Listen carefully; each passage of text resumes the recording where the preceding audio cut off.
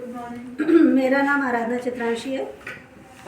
जीवन कौशल दर्पण प्रशिक्षण द्वितीय दिवस। जीवन कौशल दर्पण प्रशिक्षण का द्वितीय दिवस प्रार्थना सुबह सवेरे लेकर तेरा नाम प्रभु तथा एक प्रेरणा गीत से प्रारंभ हुआ।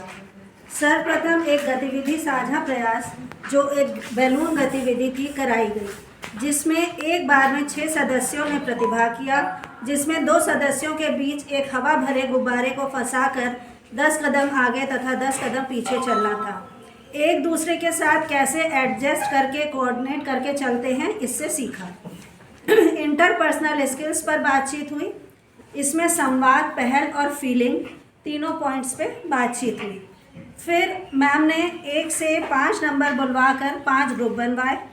तत्पश्चात एक कहानी गतिविधि हुई, जिसमें 5 अलग अलग कहानी की छोटी छोटी स्लिप्स बनाकर मिक्स कर दी गई और उसे अलग अलग ग्रुप में दे दी गई। फिर हर ग्रुप को एक कहानी की स्लिप खोजकर पूरी करनी थी, फिर उसे पढ़ करके प्रेजेंट करना था।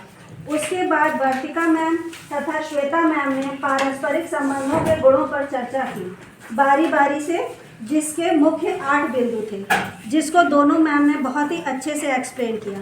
तत्पश्चात हर ग्रुप को विभिन्न प्रकार के पारस्परिक संबंधों पर एक एक टॉपिक दिया गया तथा उसे हर ग्रुप ने एक शॉर्ट प्ले के द्वारा बहुत सुंदर ढंग से प्रस्तुत किया, जैसे समुदाय, परिवार आदि में पारस्परिक संबंध। इसके बाद धर्मेंद्र सर ने संप्रेषण प्रक्रिया पर चर्चा की तथा उसे अच्छे से एक्सप्लेन किया।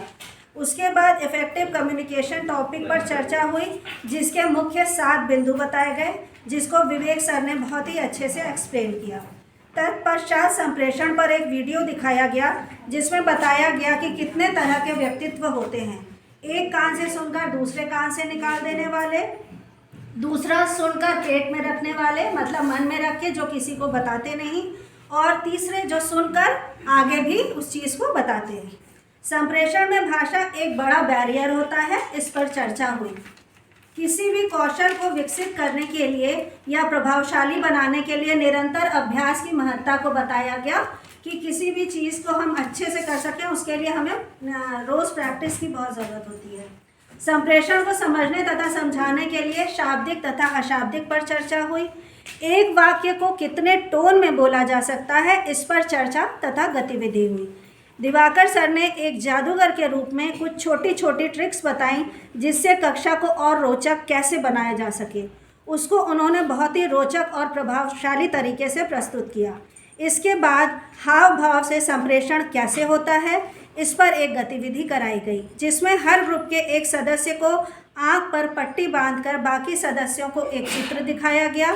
फिर पट्टी खुलवाकर बाकी सदस्यों के हाव भाव से उसको पहचानना था कि किस चीज़ का चित्र था। इस तरह एक स्वस्थ, सकारात्मक तथा हंसी खुशी के वातावरण में जीवन कौशल दर्पण प्रशिक्षण का द्वितीय दिवस समाप्त हुआ।